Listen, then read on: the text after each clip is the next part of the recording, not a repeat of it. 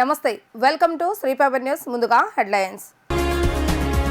విదేశీ పర్యటన ముగించుకొని ఉదయం స్వదేశానికి వచ్చిన టీడీపీ అధినేత నారా చంద్రబాబు నాయుడు శంషాబాద్ విమానాశ్రయంలో ఘన స్వాగతం పలికిన టీడీపీ నేతలు.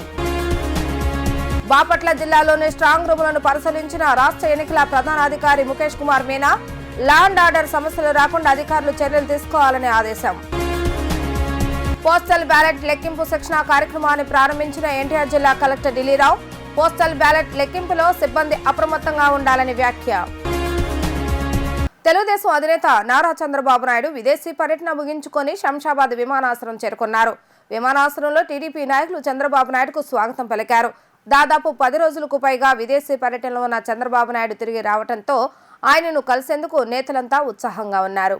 తెలుగుదేశం పార్టీ అధినేత నారా చంద్రబాబు నాయుడు విదేశీ పర్యటన ముగించుకొని శంషాబాద్ విమానాశ్రయానికి చేరుకున్నారు. సార్వత్రిక ఎన్నికల పోలింగ్ అనంతరం అమెరికా వెళ్లిన చంద్రబాబు నాయుడు దాదాపు 10 రోజుల పాటు అక్కడే గడిపారు.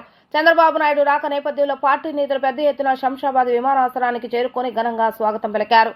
దాదాపు 10 రోజులకు పైగా విదేశీ పర్యటనలో ఉన్న చంద్రబాబు నాయుడు తిరిగి రావడంతో ఆయనను కలిసేందుకు నేతలంతా ఉత్సాహంగా ఉన్నారు. గత 2 నెలలుగా రాజకీయ నాయకులు ఎన్నికల ప్రచారాలతో బిజీగా ఉన్నారు.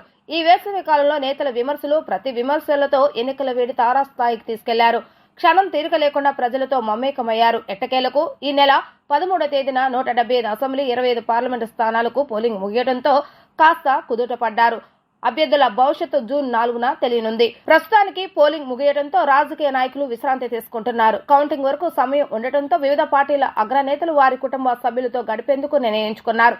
కౌంటింగ్ సమయం దగ్గర పడుతుండటంతో విదేశీ పర్యటనలో ఉన్న నేతలు స్వదేశానికి పయనమయ్యారు. ఈ నేపథ్యంలోనే తెలుగుదేశం అధినేత చంద్రబాబు నాయుడు ఆయన సతీమణి భువనేశ్వరి విదేశీ పర్యటన ముగించుకొని శంషాబాద్ విమానాశ్రయానికి చేరుకున్నారు. విమానాశ్రయంలో కలిసిన టీడీపీ నాయకులు చంద్రబాబు నాయుడుకు స్వాగతం పలికారు. బాపట్ల జిల్లా పర్యటనలో భాగంగా ఓట్ల లెక్కింపు కేంద్రాల ఏర్పాటు, స్ట్రాంగ్ రూములను రాష్ట్ర ప్రధాన ఎన్నికల అధికారి ముఖేష్ కుమార్ మీనా పరిశీలించారు. లా అండ్ ఆర్డర్ సమస్యలు రాకుండా అధికారులు చర్యలు తీసుకోవాలని సూచించారు. స్ట్రాంగ్ రూముల వద్ద పటిష్టమైన భద్రత కొనసాగించాలన్నారు. ఎక్కడ ఎలాంటి అవాంఛనీయ సంఘటనలు జరగకుండా పలు సూచనలు చేశారు.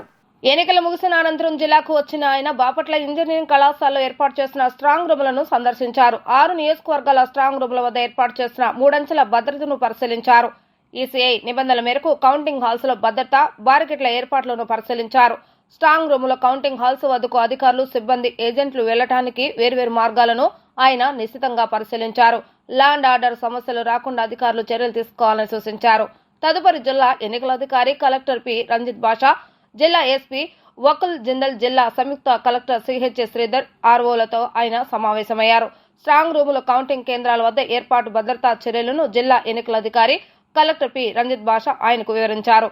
జిల్లాలోని 6 నియోజకవర్గాల ఓటు లెక్కింపు ప్రక్రియను అన్ని ఏర్పాట్లు చేయాలని రాష్ట్ర ఎన్నికల ప్రధాన కార్యదర్శి ముఖేష్ కుమార్ మీనా తెలిపారు. ఎన్నికల కమిషన్ జారీ చేసిన గుర్తింపు కార్డు ఉన్న వారిని మాత్రమే కౌంటింగ్ కేంద్రాలకు అనుమతించాలని ఆదేశించారు.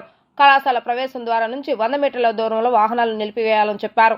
సెల్ ఫోన్లు, ఎలక్ట్రానిక్ వస్తువులను లోపలికి అనుమతించరాదని ఆదేశించారు.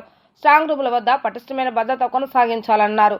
ఎక్కడ ఎలాంటి అవాంఛనీయ సంఘటనలు జరగకుండా పలు సూచనలు చేశారు. ఆయన వెంట జిల్లా రెవెన్యూ అధికారి సిహెచ్ సత్యబాబు, అదనపు ఎస్పీ విట్లేశ్వరరావు, ఆర్ఓలు తదితరులు పాల్గొన్నారు. పోస్టల్ బ్యాలెట్ లెక్కింపులో సిబ్బంది అప్రమత్తంగా ఉండాలని జిల్లా ఎన్నికల అధికారి కలెక్టర్ ఢిల్లీరావు అన్నారు. Voter facilitation centre, postal voting centre, home voting, electronically transmitted postal ballot system ద్వారా వచ్చిన ఓట్లను సరైన నిర్వహణ నైపుణ్యాలతో లెక్కించవలసి ఉంటుందన్నారు. ఎలాంటి పొరపాట్లకు తావు లేకుండా వేగంతో పాటు ఖచ్చితత్వం అత్యంత ప్రధానమని స్పష్టం చేశారు. తుమ్మలపల్లి కళాక్షేత్రంలో పోస్టల్ బ్యాలెట్ లెక్కింపుపై సూపర్వైజర్లు, అసిస్టెంట్ మైక్రో అబ్జర్వర్ల శిక్షణ కార్యక్రమాన్ని ఆయన ప్రారంభించారు. అనంతరం కలెక్టర్ మాట్లాడుతూ voter facilitation centre, postal voting centre, home voting, electronical transmitted postal ballot system ద్వారా వచ్చిన ఓట్లను సరైన నిర్వహణ నైపుణ్యాలతో లెక్కించవలసి ఉంటుందన్నారు. ఎలాంటి పొరపాట్లకు తావలేకుండా వేగంతో పాటు ఖచ్చితత్వం అత్యంత ప్రధానమన్నారు. ప్రతి టేబుల్కు కౌంటింగ్ సూపర్వైజర్లు, అసిస్టెంట్ మైక్రో అబ్జర్వర్లు ఉంటారని తెలిపారు. ఇటీవల జరిగిన సార్వత్రిక ఎన్నికల ఫలితాలు జూన్ 4వ తేదీన వెలువడనున్న దృష్ట్యా నగరంలో ఎటువంటి అవాంఛనీయ సంఘటనలు జరగకుండా ఉండాలని నార్త్ ఏసీపీ ప్రసాద్ తెలిపారు. అందుకు ప్రజల సహకారం ఎంతో అవసరమని ప్రజలకు ఆయన సూచించారు. నగర పోలీస్ కమిషనర్ ఆదేశాల మేరకు సత్యనారాయణపురం పోలీస్ స్టేషన్ పరిధిలోని సమస్యాత్మక ప్రాంతాలలో నివసిస్తున్నటువంటి ప్రజల వివరాలను కాటన్ సర్చ్ ద్వారా అడిగి తెలుసుకున్నారు.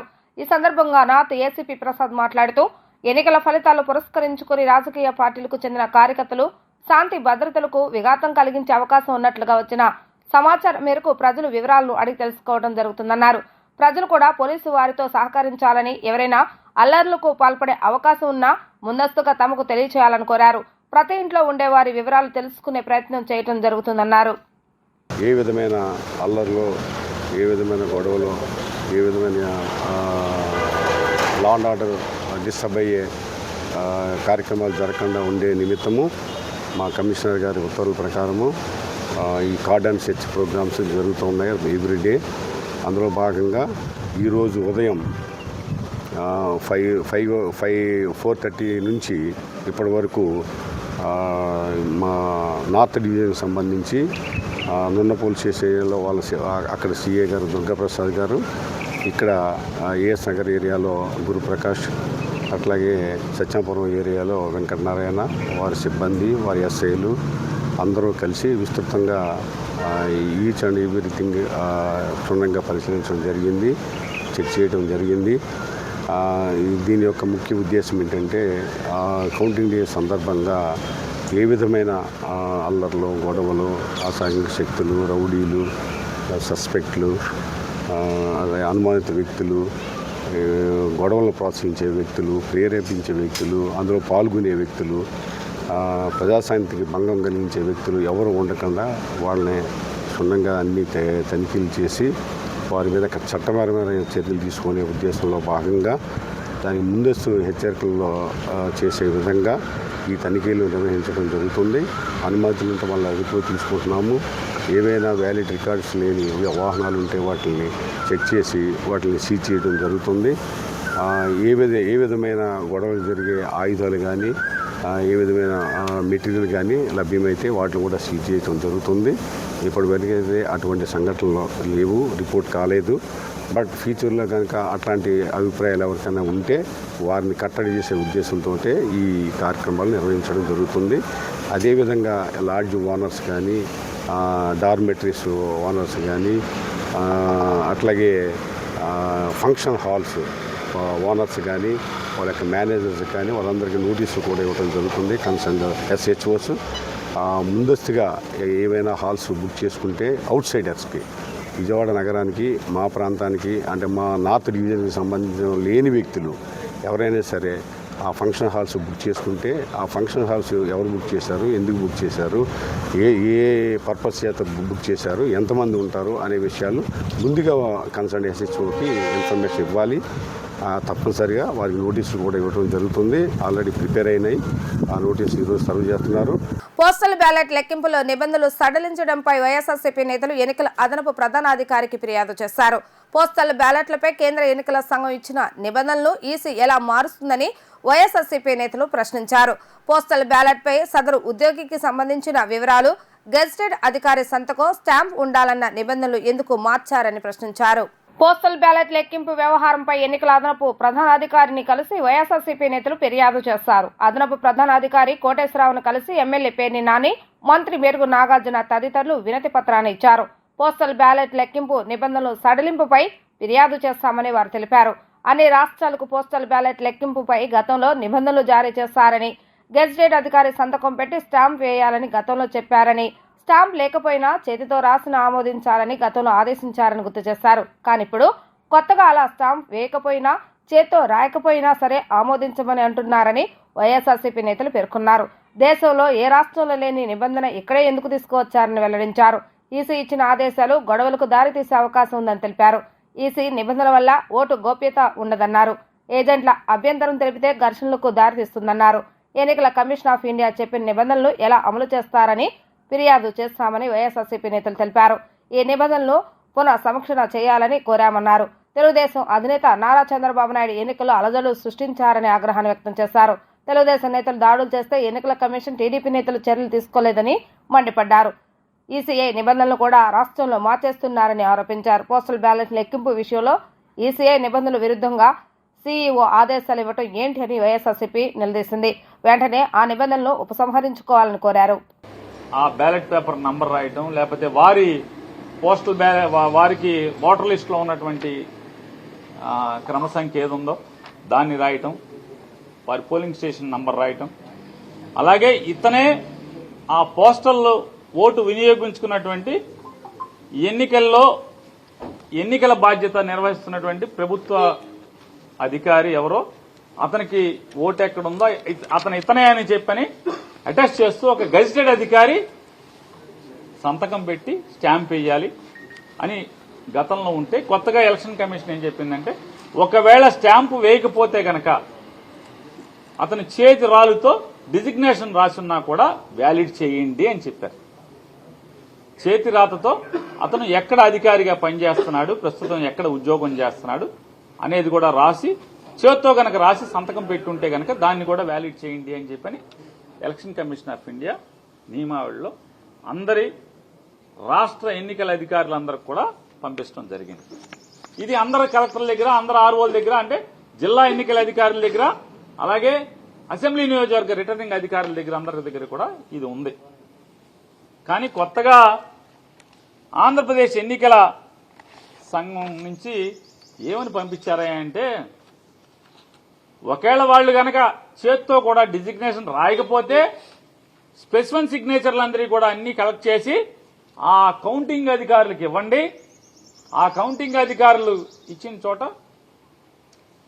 ఒకవేళ వాళ్ళు స్టాంప్ వేయకపోయినా, చేత్తో రాయకపోయినా ఆ స్పెసిఫిక్ సిగ్నేచర్ చెక్ చేసుకోవచ్చు అని చెప్పి నేను ఇచ్చారు. దీని మీద మా అభ్యంతరాన్ని వ్యక్తం చేశాం. ఎందుకంటే ఆ స్పెసిఫిక్ సిగ్నేచర్కి అంటే ఒకటి ముందు భారతదేశంలో ఏ రాష్ట్రంలో కూడా ఈ వెసులుబాటు లేనటువంటి ఇంటర్ప్రిటేషన్ ఈ రాష్ట్రంలో ఎందుకు ఇచ్చారు? ఒకవేళ మీరు ఏదైనా ఒక రాజకీయ పార్టీ మీకు ఈ సందేహాన్ని వెలబుచ్చితే మీరేం చేయాలి?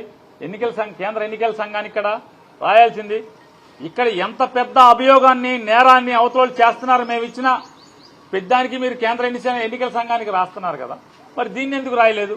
రాయకుండా మిగతా రాష్ట్రాల్లో లేనటువంటి వెసులుబాటు ఈ రాష్ట్రంలోనే ఎందుకు ఇచ్చారనేది మా అభ్యంతరాన్ని వ్యక్తం చేస్తూ మీరు పునరాలోచించాలి. దీనివల్ల స్మూత్గా అంటే పారదర్శకంగా, ఘర్షణ లేని వాతావరణంలో అత్యంత పారదర్శకంగా జరగాల్సినటువంటి ఎన్నికల ఓట్ల లెక్కింపు రసాబసా అయ్యేటువంటి కార్యక్రమం జరగబోతోంది. ఎందుకని మీ స్పెసిఫిక్ సిగ్నేచరు పెట్టిన సంతకం మీరు ఏదైతే ప్రొవైడ్ చేసి ఆర్ఓలకు ప్రొవైడ్ చేసినటువంటి స్పెసిఫిక్ సిగ్నేచర్ ఈ బ్యాలెట్ పేపర్ మీద ఈ ఫారం కవర్ 13B 13Cలో ఉన్నటువంటి మీరు చేసినటువంటి వాటి మీద ఆ సంతకం చిన్న స్ట్రోక్ తేడా వచ్చినా ఎవరో ఒకరు అబ్జెక్ట్ చేస్తారు. ఎంతమంది ఏజెంట్లు ఉంటారు? 15-20 మంది కౌంటింగ్ ఏజెంట్లు ఉంటారు. ఒక్కడు అబ్జెక్ట్ చేసినా కూడా అది అభ్యంతరమే. అంతర్జాతీయ పర్యావరణ దినోత్సవం సందర్భంగా పర్యావరణ పరిరక్షణ అనే అంశంపై జూన్ 2న చిత్రలేఖనం పోటీలు నిర్వహిస్తున్నట్లుగా మాక్నేని బసోపనయ్య విజ్ఞాన కేంద్రం ప్రతినిధి క్రాంతి కిరణ్ తెలిపారు. నగరంలోని అమరావతి బాలోత్సవ భవన్లో నిర్వహించిన మీడియా సమావేశంలో ఎంబీవీకే ప్రతినిధులు మాట్లాడుతూ 3 కేటగిరీలో విద్యార్థులకు చిత్రలేఖనం పోటీలు నిర్వహిస్తున్నట్లుగా వివరించారు. స్వలాభం కోసం కొందరు పర్యావరణానికి ముప్పు కలిగిస్తున్నారని, భూమిపై వాతావరణ సమతుల్యత తీవ్రంగా దెబ్బతిందని ఆవేదన వ్యక్తం చేశారు. ప్రపంచవ్యాప్తంగా పర్యావరణానికి జరుగుతున్న నష్టాన్ని ప్రజలంతా ఐక్యంగా ఎదుర్కోవాలని వారు పిలుపునిచ్చారు. మాకినేని బసోపనయ్య విజ్ఞాన కేంద్రం మరియు వన్ ఎర్త్ వన్ లైఫ్ వాళ్ళు, ఫోరం ఫర్ ఆర్టిస్ట్ ఈ ముగ్గురు సంయుక్తంగా ప్రపంచ పర్యావరణ దినోత్సవం జూన్ 5వ తారీఖు జరగాల్సిన దాన్ని మేము జూన్ 2వ తారీఖున నిర్వహిస్తున్నాము. ఆదివారం నాడు 3 నుంచి 5 గంటల మధ్య ఈ కాంపిటీషన్ను పిల్లలకి పిలిపివ్వడం జరిగింది. ఇందులో 3 విభాగాలు ఉంటాయి. సబ్ జూనియర్స్ విభాగంలో వచ్చేసేసి 3, 4, 5 తరగతుల వాళ్ళు, జూనియర్స్ విభాగంలో వచ్చేసేసి 6, 7 తరగతుల వాళ్ళు, సీనియర్స్ విభాగంలో 8, 9, 10 తరగతుల వాళ్ళు ఉంటారు. వీళ్ళు పర్యావరణ పరిరక్షణ మీద ఆ రోజు చిత్రాలు వేయడం జరుగుతుంది. ఈ డ్రాయింగ్ కాంపిటీషన్కి ప్రవేశం ఉచితంగా ఉంటుంది. అయితే కావాల్సిన మెటీరియల్స్ వాళ్ళే తెచ్చుకోవాలి. మేము పేపరును మిగతా వసతులు ఏర్పాటు చేస్తాం అన్నమాట. 2వ తారీఖు నాడు పెడుతున్నాం కాబట్టి ఇక్కడ నగరంలో ఉన్నటువంటి అందరూ ప్రజలకి, మొత్తం జిల్లాలో ఉన్నటువంటి వాళ్ళందరికీ కూడా మేము కోరేది ఏంటంటే, మీ పిల్లలను తీసుకొచ్చి ఆ పద్ధతిలో చిత్రలేఖనం పోటీల్లో పాల్పంచుకునేటట్టుగా చేయాలని చెప్పేసి కోరుతున్నాం. దీనికి ఉచితమైనటువంటి ప్రవేశమే ఉంది కాబట్టి అందరూ రావాలి, వాళ్ళ తగ్గట్టుగా చిత్రలేఖనం పోటీల్లో పాల్గొవాలని చెప్పేసి మేమందరం కూడా కోరుతూ ఉన్నాం. ఈ పోటీలను నిర్వహించడం ద్వారా భవిష్యత్తు తరాలు మన సమాజాన్ని కాపాడుకునే విధంగా ఉండాలని చెప్పేసి ప్రధానమైనటువంటిది. విభాగాల వారీగా కూడా చెప్పారు. Juniors, sub juniors, juniors, seniors విభాగాల వారికి పోటీలు జరుగుతాయి.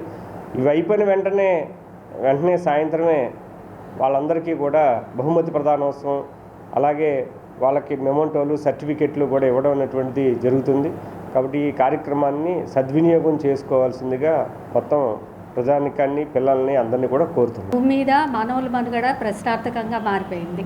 సో అలాంటి పరిస్థితుల్లో పిల్లల నుంచి అవేర్నెస్ తీసుకొని మనం వాడే ఆహార పదార్థాలు కానీ ఇవన్నీ జంక్ ఫుడ్స్ తినటం వల్ల ఆరోగ్యం ఎలా పాడవుతుంది, మనం ఏం చేస్తే 4 మొక్కలు పెంచితే పాతితే చెట్లు విరగొట్టకుండా ఉంటే ఆ ఆరోగ్యాన్ని మనం పదిలంగా కాపాడుకోవచ్చు అనే ఉద్దేశంతో ఈ మాకినేని బసవపున్నయ్య విజ్ఞాన కేంద్రం వారు మాకు ఇచ్చిన అవకాశాన్ని అదృష్టంగా భావిస్తున్నాము.